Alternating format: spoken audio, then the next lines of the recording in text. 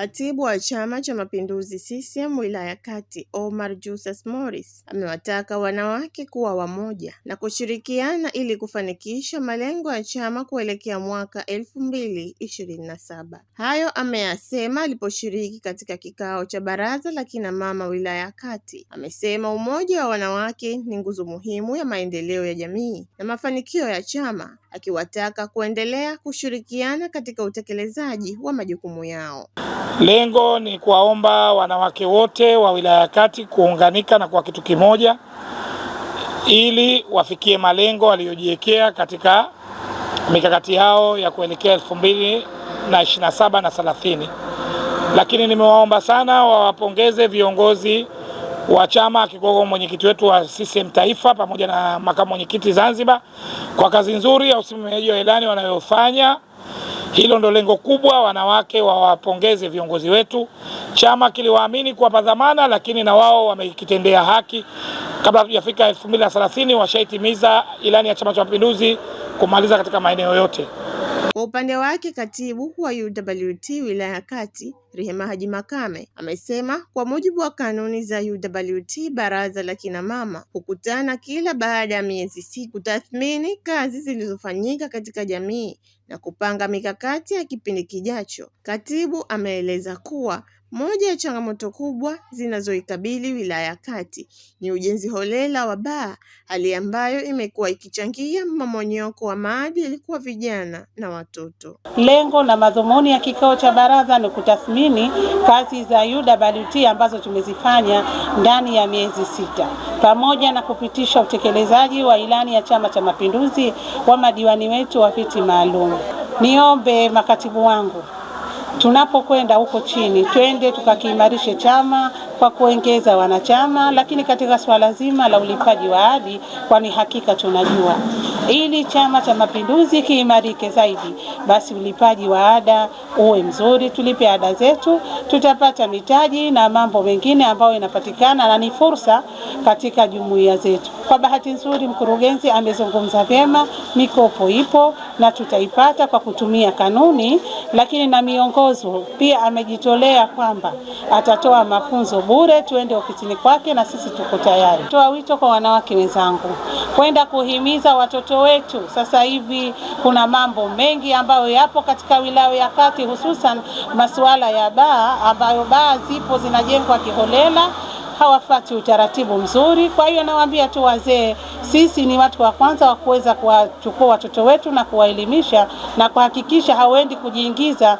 katika mambo hayo ya mabalaa ya baa, ili tuone watoto wetu na jamii iliyotuzunguka tunakaa vyema kwa maadili kama tunavyoambiwa tuyalinde vyema maadili ya Mzanzibari.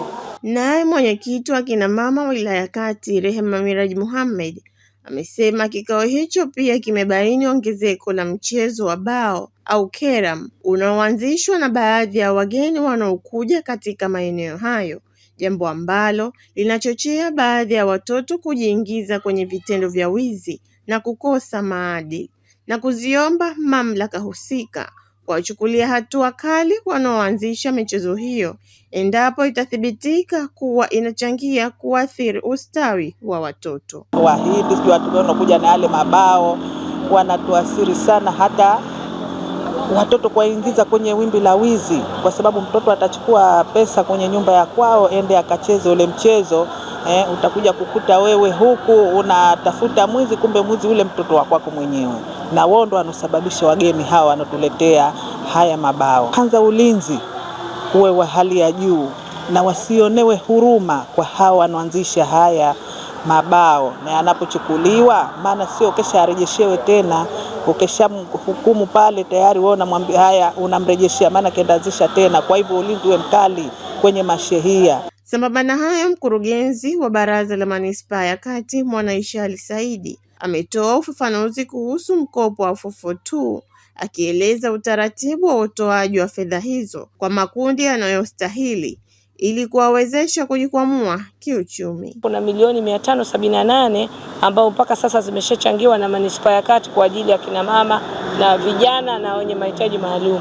Na kifupi sana nipende kutoa wito kwa kina mama wazidi kuchukua hizi pesa kwa njia ya mikopo, kwa sababu pesa zipo, wakopaji kidogo, ambao mpaka sasa mpaka Mei 31 tuna takriban wakina mama 173 tu ambao wameshachukua hii mikopo, ukilinganisha pesa nyingi kuliko waliochukua, kwa sababu kina mama 173 wamechukua milioni 80 tu, wakati sisi tuna milioni 578. Kwa kuna milioni kama 400 bado zinatafuta kopaji.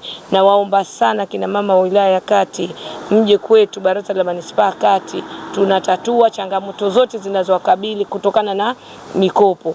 Hamasisha, sikae mtu nyumbani na changamoto akilalamika au akisikitika, sipati mikopo, mikopo hamna. Mikopo ipo, pesa zipo, zinatafuta kopaji. Wajasiriamali wengi wanakoma kwenye taratibu.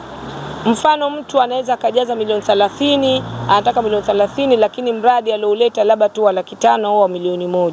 Sasa wengine wakisikia au wao walokopa, nimeomba 30 nimepata 5, nimepata 500,000, nimepata milioni 5, mtu anachukia, anaona kama serikali haijamtendea haki. Lakini hii mikopo kabla haijatoka lazima waje wakaguzi, walinganisho ulichokijaza na unachokiomba. Kwa hiyo nawaomba sana kina mama, sisi ukija kwetu tutawafahamisha hata mbinu za kuhakikisha unachokiomba ndicho utakachokipata, kwa sababu mradi ulioujaza ulingane na pesa unayoiomba. Mfano, mtu ana kiduka kidogo atataka milioni 20, au ana ng'ombe moja atataka milioni 20, wakati ng'ombe labda anauzwa milioni 2, milioni 3. Kwa hiyo amejaza ng'ombe moja lakini kule akataka milioni 20. Kwa vitu kama hivyo ni makosa hayo ndio yanayofanya watu kama wanaona wanasumbuliwa. Kwa baada ya kugundua changamoto hiyo, ndio tumeandaa deski maalum la kuwasaidia kina mama jinsi ya kujaza ile fomu. Usije ukajaza kima ambacho hakiendani na maelezo.